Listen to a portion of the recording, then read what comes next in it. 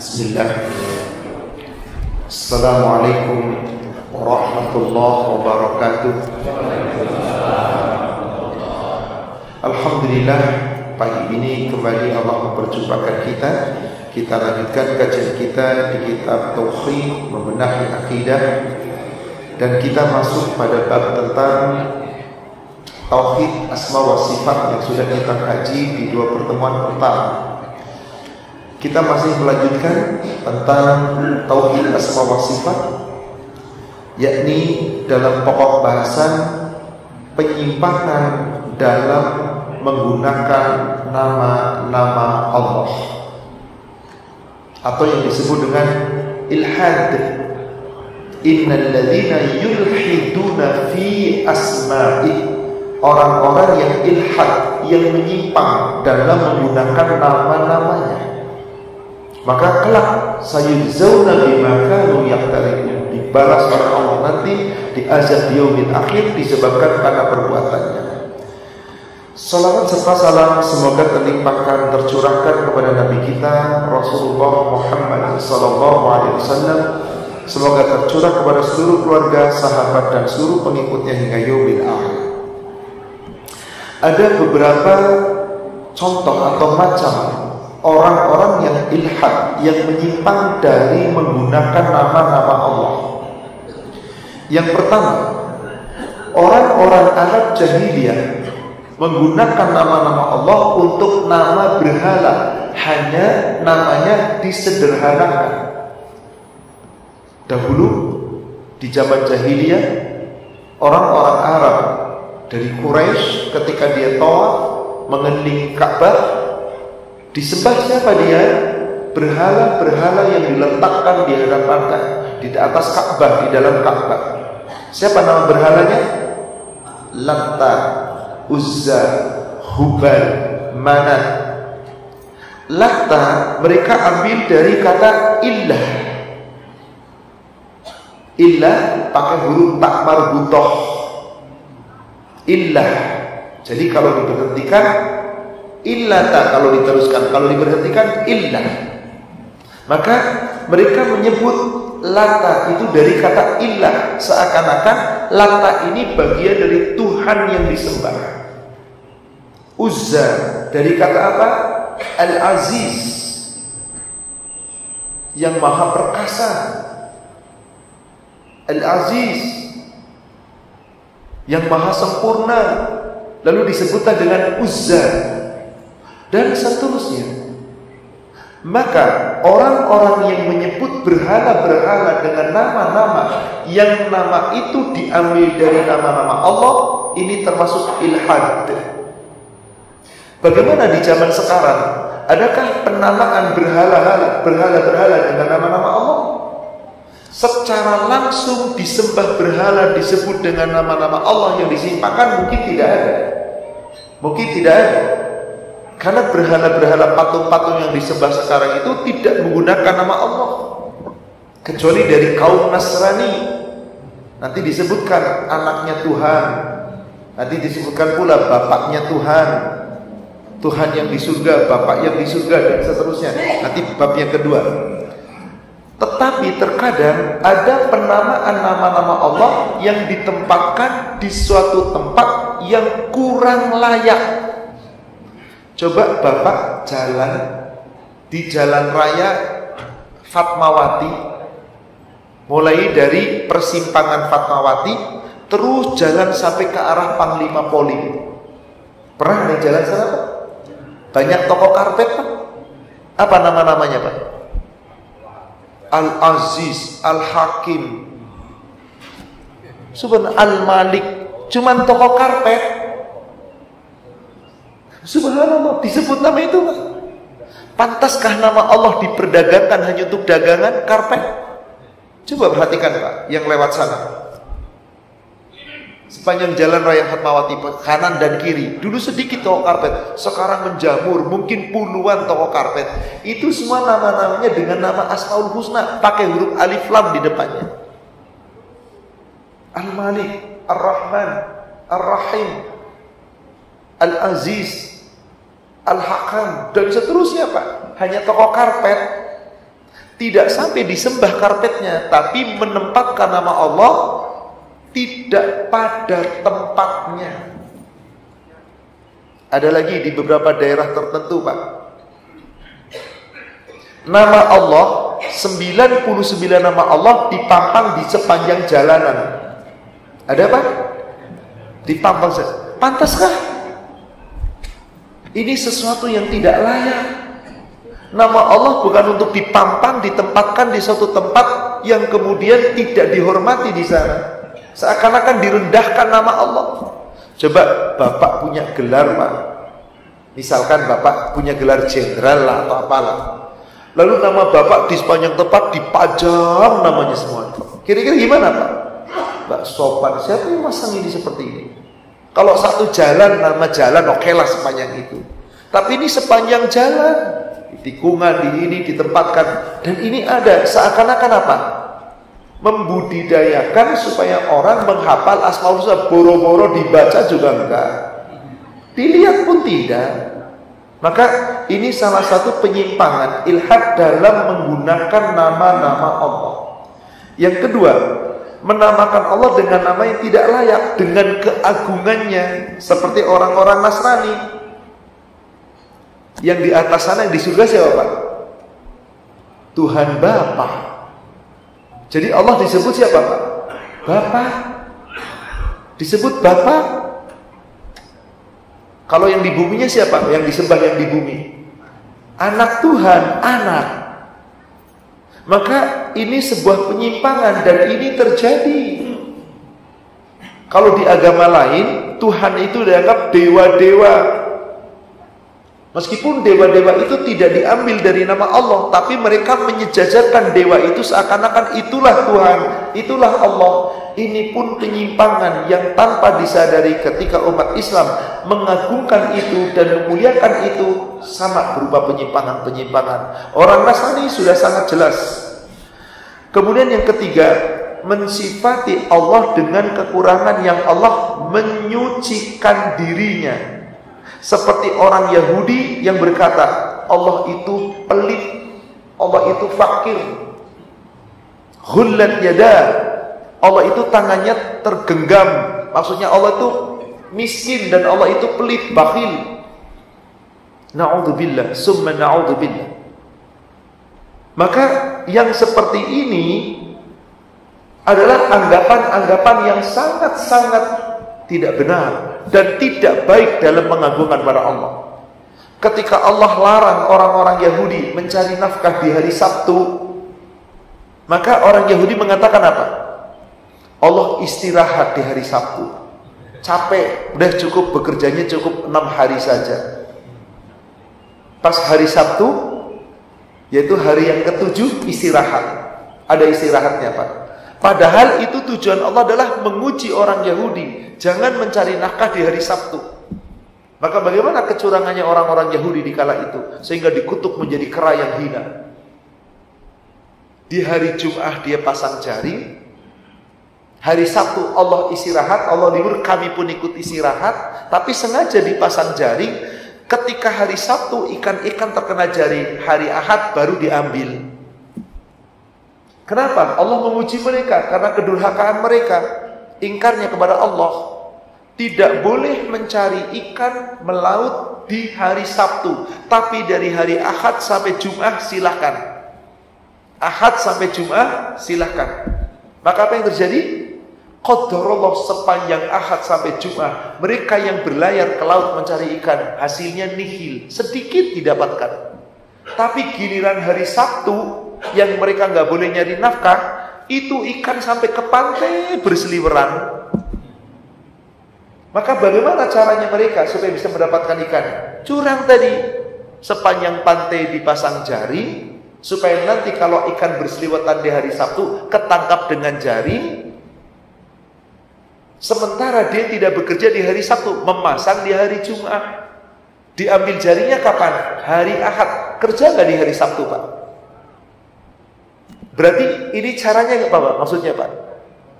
Kalau sekarang para nelayan memasang pukat, ditarik dari pagi, nanti malam diambil, atau besok diambil, boleh apa enggak? Boleh, tidak ada larangan Allah, hari apapun silakan. Tapi orang Yahudi ini berbuat seperti itu dalam rangka licik, Pak. Berinovatif, tetapi cara yang salah. Kenapa? Tetap saja sesungguhnya dia mencari di hari Sabtu melalui pemasangan jaring tadi yang dilakukan sebelumnya. Maka akhirnya Allah mengutuk mereka jadi apa? Kunu qiradatan khasi'in. Mereka jadi kerak-kerak yang hina. Maka di hari Sabtu itu, karena mereka mendapatkan rezeki yang banyak, dan Allah dalam itu istirahat, dijadikanlah perayaan. Maka perayaan orang Yahudi hari apa? Sabtu. Orang Nasrani hari apa? Ahad. Tapi ngomongnya bukan Ahad, Minggu. Perayaan orang Islam hari apa? Kata Rasulullah, kita punya hari tersendiri, Sayyidul Ayyam, hari di mana manusia berkumpul jami bersama-sama, Jumu'ah.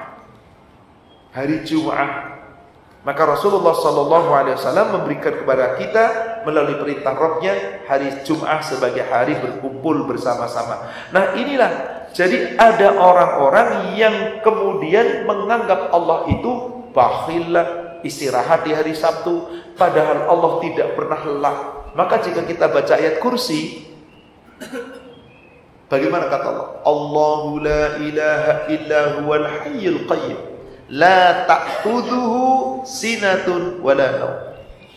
Allah itu tidak ada ilah yang berhak kecuali disembah, kecuali hanya Dia Allah. Allah itu Al-Hayyu Al-Qayyum, Maha berdiri sendiri, Maha Qayyum, berdiri sendiri tegak, Maha hidup dan Maha terus-menerus mengurus makhluknya. La ta'khudhuhu sinah wala naum. Tidak pernah mengantuk, tidak pernah tidur. Bahkan di ujung ayat kursi, wala ya'udzuhu khifdhuhuma. Allah tidak pernah merasa lelah untuk apa? Yaitu untuk mengurus langit dan bumi dan segala makhluk yang ada di dalamnya. Artinya apa? Tidak mungkin Allah akan istirahat, tidak mungkin Allah mengantuk, Allah lelah, Allah tidur. Tapi orang-orang Yahudi menuduh dengan tuduhan yang seperti itu. Na'udzubillah, summa na'udzubillah. Yang keempat, menganulir nama-nama Allah dari maknanya dan mengingkari hakikatnya, seperti ucapan orang-orang Jahmiyah dan orang-orang yang mengikuti mereka. Ia hanya sekedar berkata, tidak mengandung makna dan sifat. Apa maksudnya menganulir nama-nama Allah? Karena ketika dia memahami ayat itu, nama Allah itu lalu disejajarkan dengan makhluk. Padahal Allah laisa kamitslihi syai'un wa huwas samiul basir. Tidak boleh disetarakan dengan sesuatu. Tidak ada yang menyeketarakannya. Dan Dia Allah Maha melihat, Sami, Maha mendengar dan Maha melihat. Maka orang-orang Jahmiyah mengatakan, ketika Allah basir, melihat, Maha melihat, berarti Allah makhluk dong. Maka Al-Basir bukan Allah Maha melihat. Lalu apa dong? Ya terserah Allah. Allah yang mengatakan Al-Basir. As-Sami, Allah Maha mendengar. Kalau mendengar sama dengan makhluk dong. Gimana Pak jawaban seperti ini kalau dikatakan? Kalau mendengar seperti makhluk mendengar. Kalau melihat seperti makhluk melihat. Allah turun seperti makhluk juga bisa turun. Allah naik seperti makhluk bisa naik. Pertanyaannya, apakah setiap makhluk bisa turun? Bisa naik? Bisa mendengar? Bisa melihat? Pak, pohon makhluk bukan? Bisa naik? Tumbuh iya Pak. Bisa turun kalau ditebang. Bisa melihat? Bisa mendengar? Kalau begitu yang mengatakan Allah tidak melihat, Allah tidak mendengar, Allah tidak naik, tidak turun, berarti Anda samakan Allah dengan makhluk. Karena ada makhluk yang tidak melihat, ada makhluk yang tidak mendengar. Kalau ada yang mengatakan Allah melihat, Allah mendengar, berarti sama dengan makhluk. Allah bersemayam di atas, Allah naik, berarti kayak dengan makhluk. Kalau begitu Allah turun enggak? Enggak. Naik enggak? Enggak. Bersemayam enggak? Enggak. Berarti Anda menyamakan dengan makhluk. Sebab ada makhluk yang tidak mendengar, tidak melihat, tidak naik, tidak turun, tidak bersemayam.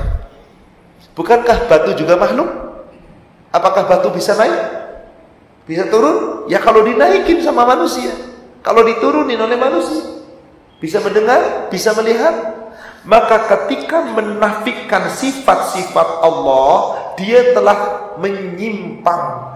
Maka nama-nama Allah itu tidak boleh disimpangkan. Diterima apa yang Allah firmankan dengan iman. Jangan dibahas tentang bagaimana syariatnya, bagaimana ketetapannya, bagaimana cara turunnya.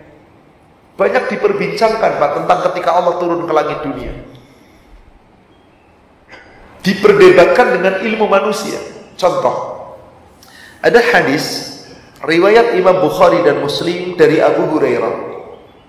Rasulullah SAW bersabda, "Yanzilu Rabbuna tabaraka wa ta'ala kulla laylatin hina yabqa thuluthul lailil akhir." Allah tabaraka wa ta'ala turun ke langit dunia setiap malam di sepertiga malam yang akhir. Lalu ada yang berpikir pakai akal Pak, kalau Allah turunnya di sepertiga malam yang akhir, oke, kita di Jakarta. Sepertiga malam akhir kapan di Jakarta Pak? Sepertiga malam akhir itu kira-kira antara jam 1 sampai sebelum subuh. Oke, di Jakarta. Sekarang di wilayah Jawa, di wilayah Jakarta tuh WIB ya Pak ya. Kalau di Wita tengah, Allah turun di sini jam 1 sampai jam, masih bisa lah Pak. Karena beda 1 jam. Kalau WIB timur Pak, masih bisa. Kalau di sini jam 1, di sana jam berapa? Di Wita timur jam 3, masih ada waktunya turun. Kalau bedanya 4 jam, sudah mulai habis. Bedanya 6 jam. Lah kalau itu Allah turun di sini, nanti Allah turun lagi di Inggris, Allah turun lagi di Amerika, capek dong Allahnya turun terus. Gak pernah naik dong, karena waktu beda-beda. Jadi dia menerjemahkan, memahami dengan akal, gak bisa Pak, bukan begitu caranya. Maka Allah turunkan ayat Al-Quran di surat Luqman, surat 31 ayat 27.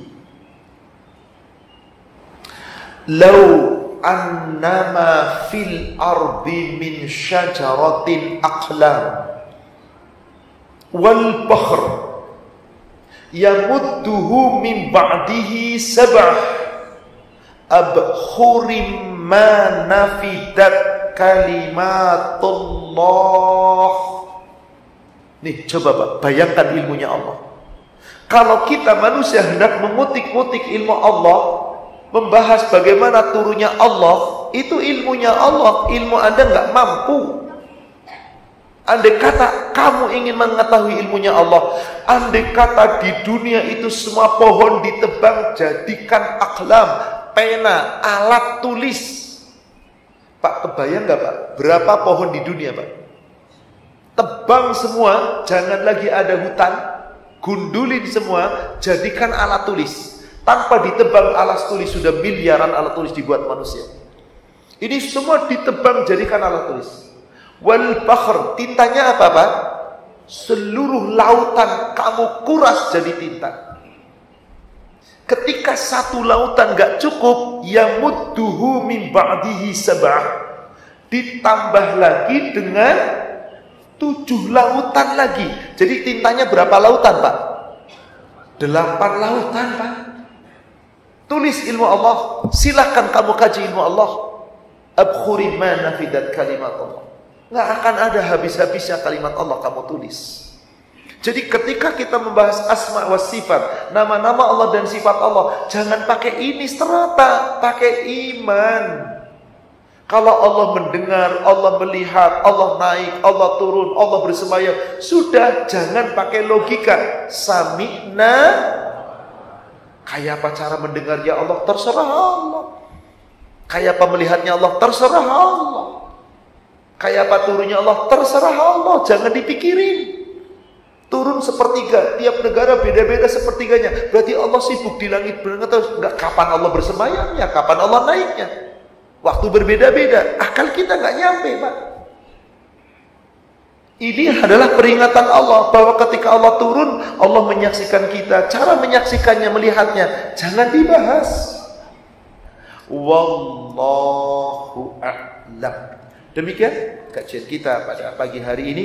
InsyaAllah masih satu bab lagi. Kita akan membahas bab tentang mas sifat, yaitu tentang mazhab Ahlus Sunnah wal Jamaah dalam asma wa sifat, dan nanti bagaimana sikap Ahlus Sunnah wal Jamaah terhadap orang-orang yang menyeleweng dari penggunaan nama-nama Allah. Wallahu a'lam. Assalamualaikum warahmatullahi wabarakatuh.